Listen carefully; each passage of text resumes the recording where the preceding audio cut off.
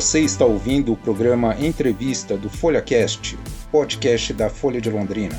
Meu nome é Vitor Ogawa e hoje eu conversei com Marco Laporta, do Comitê Olímpico do Brasil.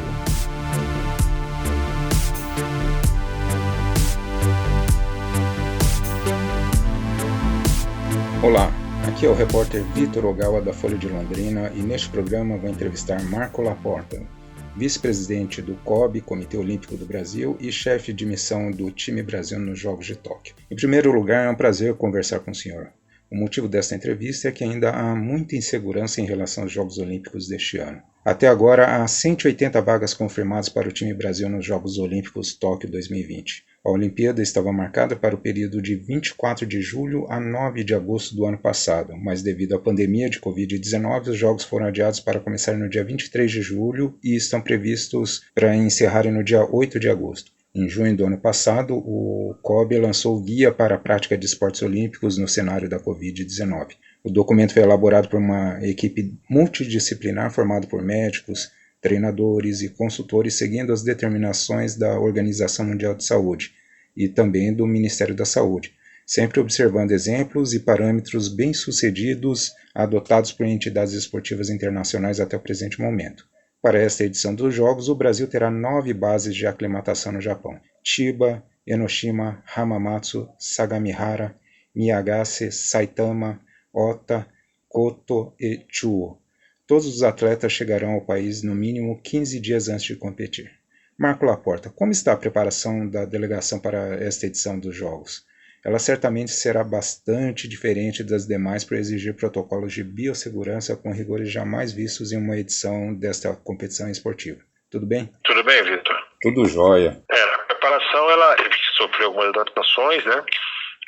Ano passado nós fizemos a Missão Europa para permitir que os atletas pudessem prosseguir no treinamento, né? Para que pudessem retomar com segurança, e esse ano a gente está vendo por cada modalidade, né? A situação na Europa não ficou boa, então eles estão treinando no Brasil. Tem alguns que treinam já no exterior, estão seguindo os treinamentos normalmente, mas a maioria está no Brasil treinando e seguindo recomendações. Algumas competições voltaram, outras não, depende muito da modalidade, né? Mas a preparação está seguindo bem. Não tem nenhum atleta que hoje não esteja conseguindo se treinar adequadamente.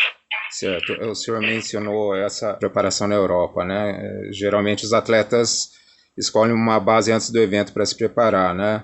Às vezes é no país sede, outras vezes países vizinhos, né, que possuem uma estrutura condizente com a preparação. Existem outros países que também buscam essa mesma estrutura, esse mesmo preparo. Com essa questão da pandemia bagunçou um pouco, né, essa questão de reservar os espaços, reservar os hotéis. Como é que vai ser em relação a isso? Foi como eu te falei, né, isso vai depender muito do calendário internacional de cada modalidade. Tem modalidade que já retornou ao calendário normal, e aí a gente, de posse desse calendário, a gente vai fazendo as marcações quando é necessário. E tem modalidade que ainda está esperando, tem muita competição sendo adiada ainda.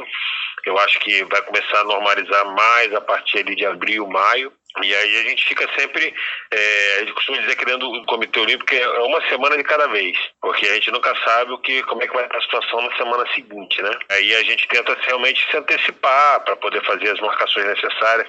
Por exemplo, nós estamos com o vôlei de praia viajando para uma etapa em Doha na outra semana.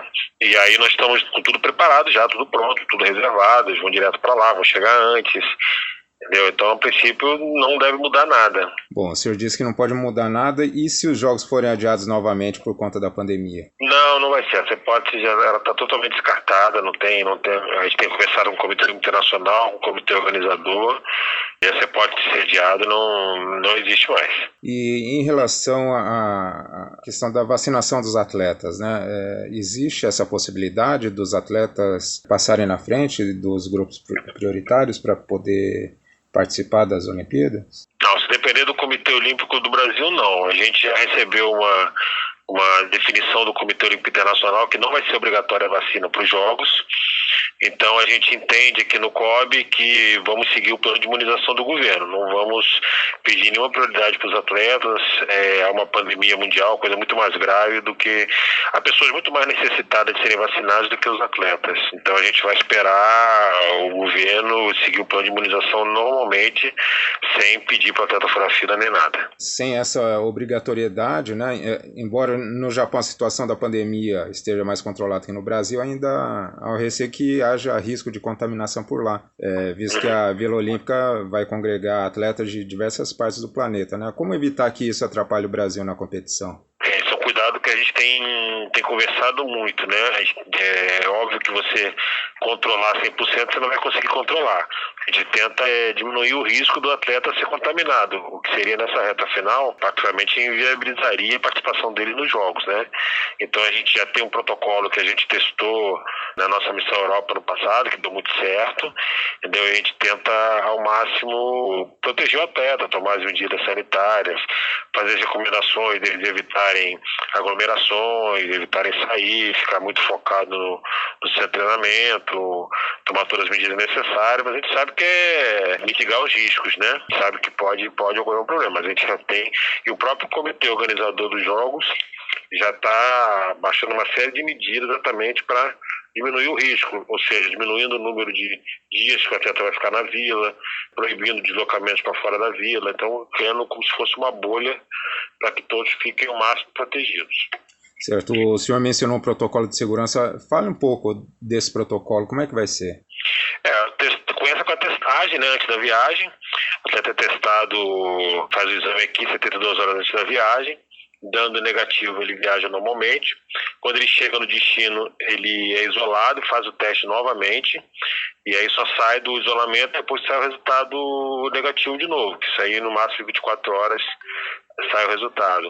E aí ele começa o treinamento, e aí toda semana ele vai sendo testado. Entendeu? E a partir do momento que por acaso tiver algum caso positivo, a gente isola quem teve contato com ele, testa todo mundo, e aí a gente vai controlando se caso tenha algum problema, né? Em paralelo, todas as medidas de gel, de uso de máscara, a gente torna obrigatória o tempo inteiro atleta com a máscara, exceção obviamente durante o treinamento, o tempo inteiro se higienizando com gel. Desde a chegada até sair o resultado dos exames, como é que os atletas vão manter a forma física? É um dia.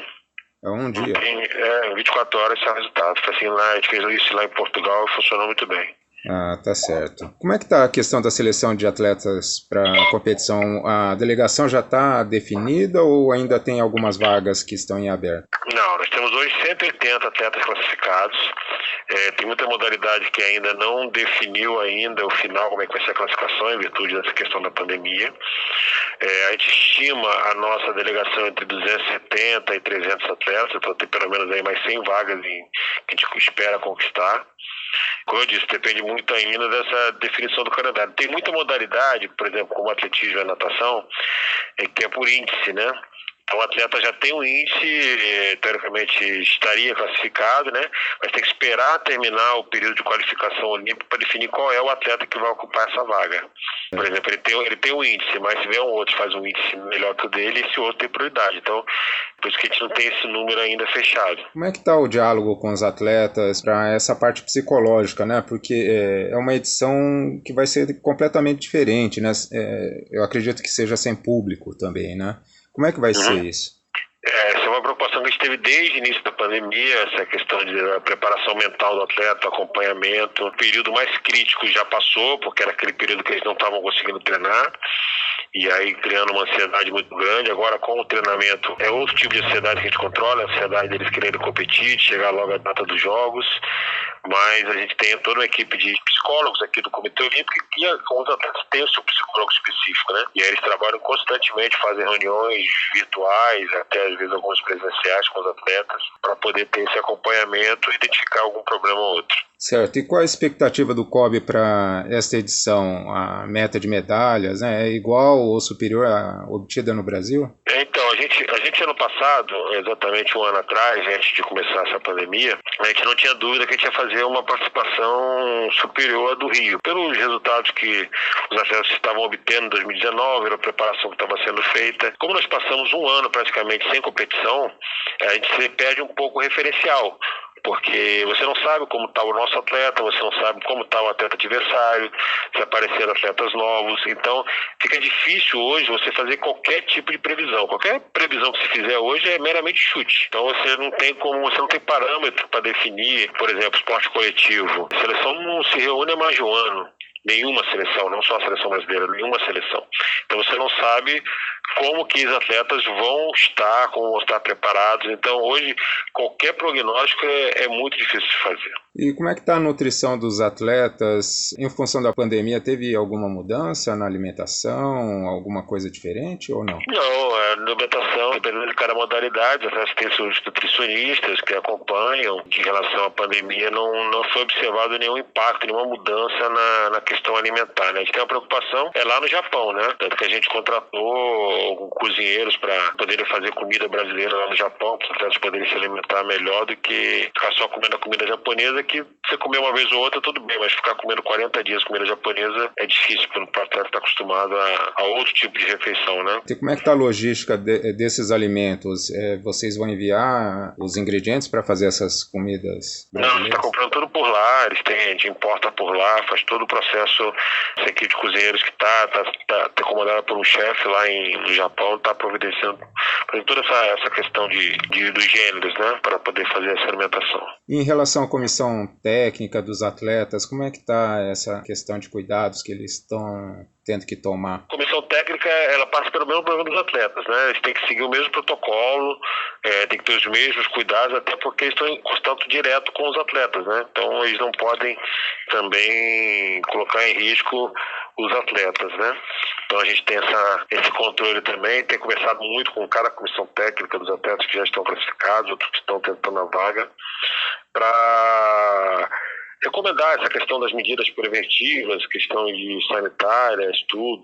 A gente tem esse contato é muito próximo com as comissões técnicas, né? Certo. Em relação à família, geralmente a família é um componente bastante forte para dar esse suporte aos atletas. Com essa questão do novo coronavírus, mudou alguma coisa em relação à presença dos familiares na competição? A presença dos familiares não tem tido, né, na competição, porque as competições estão sendo sem público.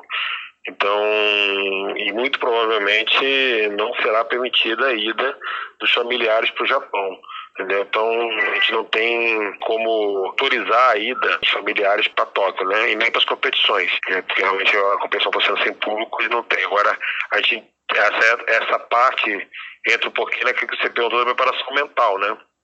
Então, alguns atletas, obviamente, têm um cuidado maior com os pais, por causa da questão do Covid. Então, isso realmente influencia um pouco neles, porque não podem ter contato com os pais. Então, a gente tem tido uma preocupação de ter um acompanhamento psicólogo para eles. Existe a possibilidade de criar salas virtuais para que torcedores deem apoio para os atletas? Existe alguma coisa, algum planejamento em relação a isso? Não, por enquanto não, porque a gente está aguardando ainda a definição de como vai ser o público no Japão, né? Mas, de qualquer forma, a gente não tem gerência sobre as arenas, né? Então, a gente não tem como colocar essa torcida virtual lá para os atletas, né? A gente tem alguns programas que o Comitê Olímpico desenvolve. Nós temos um programa chamado Embaixadores Olímpicos, que a gente pega campeões olímpicos, medalhistas que já pararam, a gente bota ele para conversar com os atletas. Então, muito provavelmente, a gente faria presencial, vamos fazer virtualmente isso, né? Antes das competições. Então, na Vila Olímpica tem possibilidade de Não, é muito difícil a gente conseguir fazer isso, porque lá vai ser um ambiente muito controlado, tudo é gestão lá do comitê organizador, né? A gente só ocupa os quartos. E o quadro de médicos, preparadores físicos, enfermeiros, fisioterapeutas, ele aumentou, diminuiu, tá a mesma coisa? Como é que está essa questão? Apenas reforçamos a nossa equipe com infectologistas, né? Para ter esse acompanhamento dos atletas que porventura tenham tido Covid ou porventura também possam estabelecer protocolos mais de segurança.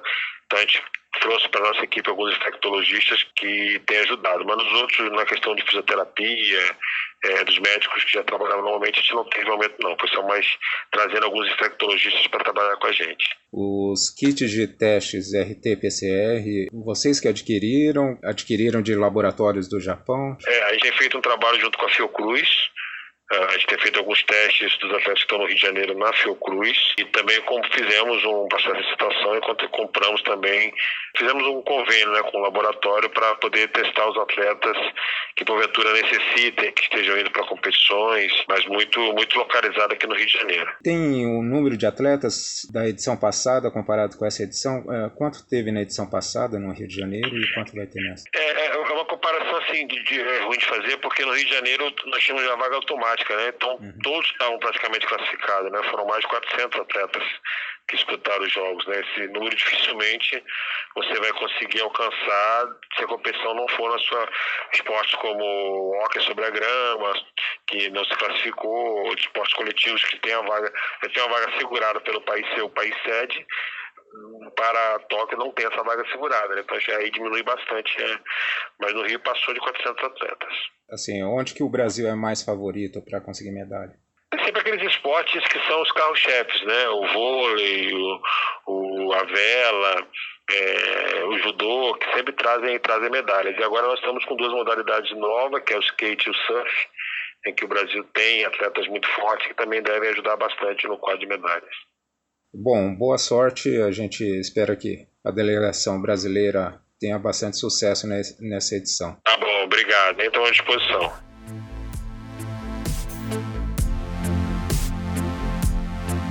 Você ouviu o Entrevista do FolhaCast, o podcast da Folha de Londrina. Esse programa foi apresentado por mim, Vitor Ogawa, e a edição de som é de Patrícia Maria Alves, com Yuri Pereira. Você pode ouvir no site e no aplicativo de streaming de áudio de sua preferência. Se você gosta dos nossos conteúdos, apoie o jornalismo regional e assine a Folha em assine.folhadelondrina.com.br.